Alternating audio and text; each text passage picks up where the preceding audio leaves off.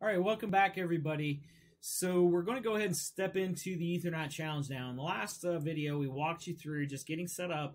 Now we're about ready to start that first challenge.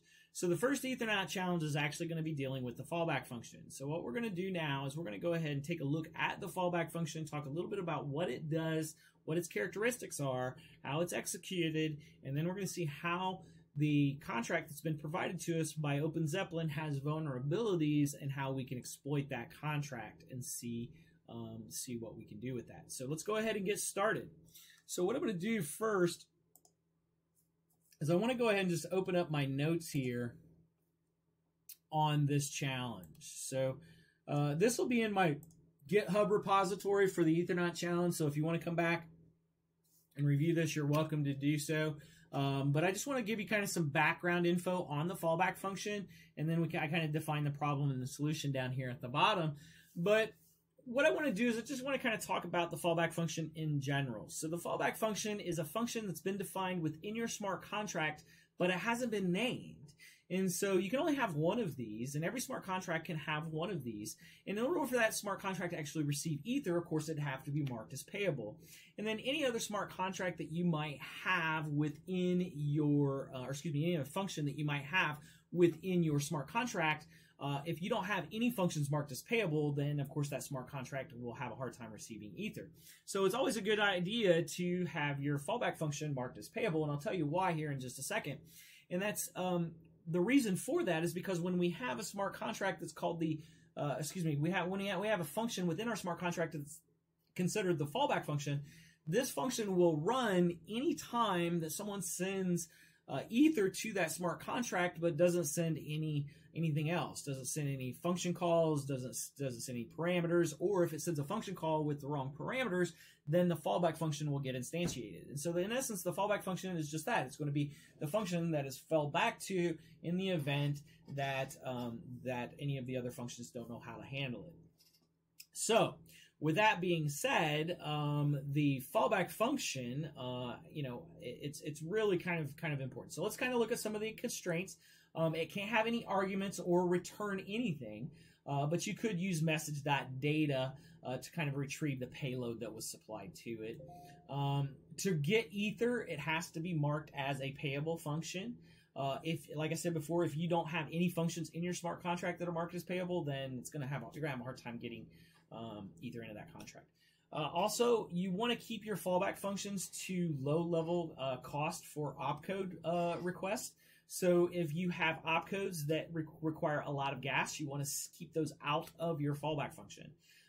There are about 4 opcodes that you really want to stay away from for a fallback function. That's going to be things like creating contracts, sending Ether, writing to storage, or any external calls to another contract. You really don't want to have those in your fallback function. So now that we have kind of a basic understanding of that fallback function, let's go ahead and kind of take a look at our smart contract and see how we can exploit it. Sweet. All right, so we're going to go out here to OpenZeppelin, and it says that they want us to, first they want us to go ahead and claim ownership of the contract and then reduce its balance down to 0. So before we do that, let's just go up here real quick and just see who we are. So we are 0x6A. That's our account address, right? So that's our public address, and that's what we're going to be identified as we interact with this contract, right? And so we need to become the owner of the contract. So let's just kind of keep that in mind. We'll put that in our back pocket. And so 0x0, what was it? Shoot, I already forgot already. 0x6f, right? So there it is. All right, so I think that was right. So let's just make sure again. So what we need to do first is we need to go ahead and submit our instance. So again, I'm sorry, 0x6AAF, right? So that's our address right there. So we got that copied to our clipboard. If we ever want to reference it, we know what that is. All right, so we're going to go ahead and create a new instance for this EtherNaut challenge, or a new instance of this contract. So we're going to go ahead and pay for this transaction. And then it's going to go ahead and mine that transaction. That's what we see down here at the bottom. We'll go ahead and make this bigger. Now, while it's doing that, let's go ahead and, oops, looks like you haven't cracked this. Oh, we don't want to submit it. We want to get a new instance. My apologies. So let's try that one more time. Go ahead and confirm this transaction. And so now we're going to go ahead and it's going to create a new instance for us. So that should fix that problem that we just saw. While it's doing that, mining that, let's go ahead and look at the contract itself. And so we see that we are importing the ownable contract from the Open Zeppelin libraries and inheriting all of the functionality of that contract. And so then we see we're creating a contract called Fallback, and it's an ownable contract, and we're creating a mapping to this contributions, right? And so contributions is public, and so we see contributions down here is actually being used in order to find out what the contributions are in way, right? And so it's just converting this to way here and finding out what the sender sent in order to find out what their contributions are. And this has been defined here in this fallback function, but I want to keep in mind that there is actually a function named fallback. There is a function named contribute. There is a function named get contribution, and there is a function named withdraw. But there is not a function name here. And so when we said the fallback function doesn't have a name associated with it. And that's what we see. No name. Bam, bam. So this is the fallback function. This is not. Okay. This is where we do the contribute, but look at what happens down here. This has all of these checks and effects right here, but this doesn't, right? This just says require that the message value is greater than 0. If it is, then make this person the new owner. That's it. Up here, we're doing all these contributions. We need to make sure that the amount sent is greater than the current owner's amount sent. And so with this, we go through these checks. With this, we do not. And so you want to remember that. We're going to talk a lot about that as we go through this, but checks, effects, and then interactions is something that you always wanted to adhere to when you're going through your smart contracts. So we didn't do that here, and that's going to cause problems. In addition to that, you also have a reentry problem here because you did your transfer before you did your check, right? So that's kind of what we were talking about just there. So now we see kind of some of the vulnerabilities that are involved in this contract. How will we exploit it? Okay, so what we're going to do is we should have mined our transactions, maybe. There we go. We got our instance address down there.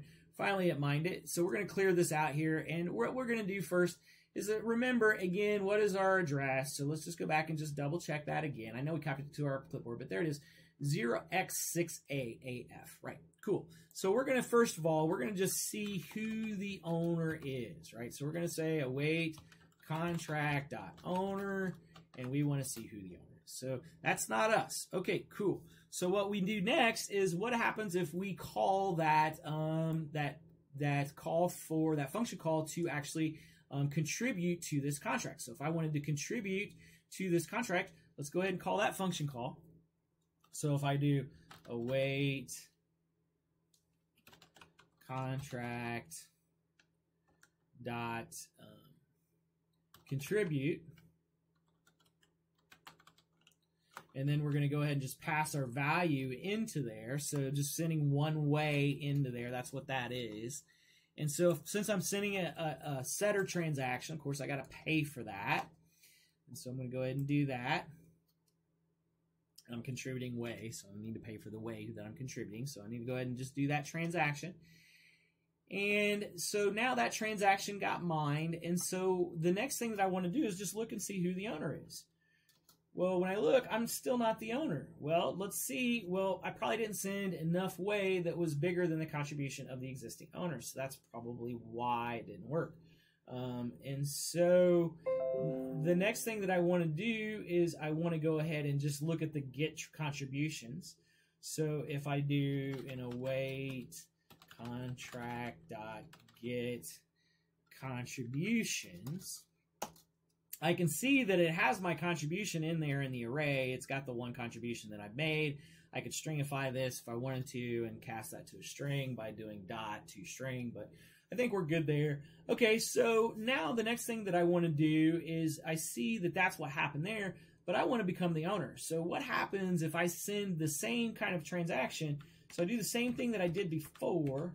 So the same, let's see. So the same thing that we did before, but instead of going to contribute, what if I send it to something that doesn't exist, like send transaction? That's the one that I did before. or that's not the one that I did before, but what this is this is a function that doesn't actually exist. So if I send it to that, it should then revert back to the fallback function. Let's see. So let's go ahead and pay for this.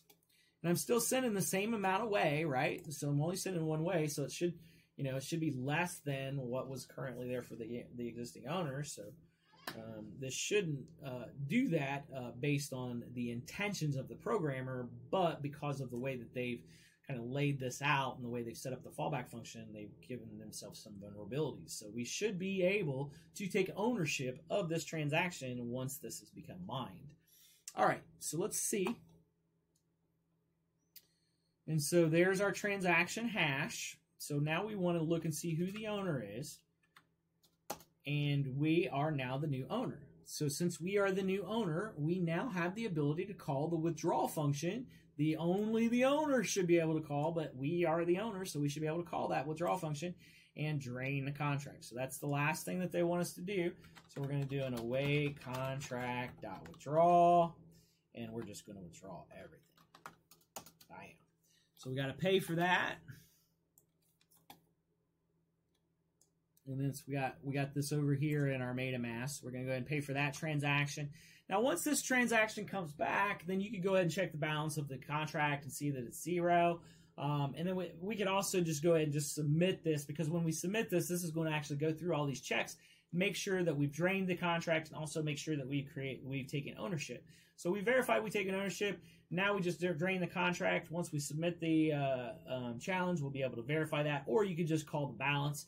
And that would do that as well. So there's our transaction. Let's go ahead and see if that worked for us. So we're going to go ahead and just start this here to submit this over. And then it's going to mine that and verify that that transaction worked. And so while it's mining that transaction, again, we'll just kind of review what we did here is we looked at the fallback function. We saw that in our contract, they actually declared a function called fallback. But that was not the fallback function. There was a function further on in that contract that was indeed the fallback function that actually did an interaction of actually making a change to the owner of the contract. And so that's what we saw. And here we see that we were able to complete that level. Hopefully this made sense to everyone. If you have any questions, please feel free to reach out to me. Again, Tommy Cooksey, No Magic, Just Logic. You can hit us up at the Blockchain Training Alliance and get signed up for some training. Look forward to seeing you guys in class. Take care.